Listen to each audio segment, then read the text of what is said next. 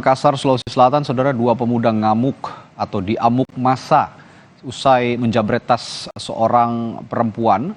Polisi segera membawa pelaku dari lokasi untuk menghindari kemarahan warga.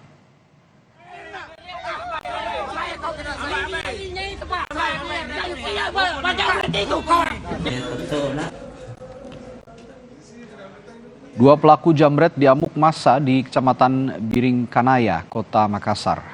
Mereka merampas tas seorang perempuan yang berisi ponsel serta uang tunai. Agar korban tidak melawan, keduanya mengancam dengan senjata tajam. Namun pelarian pelaku terhenti usai motor mereka menabrak kendaraan lain.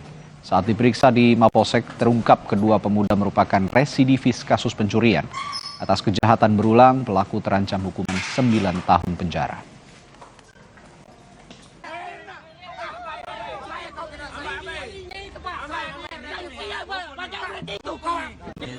Awalnya pada saat pelaku melakukan pencurian dengan cara kekerasan, merampas tas korban, kemudian korban mengejar pelaku. Dan sempat pelaku menendang sepeda motor korban untuk menjatuhkan korban, tapi korban tidak terjatuh.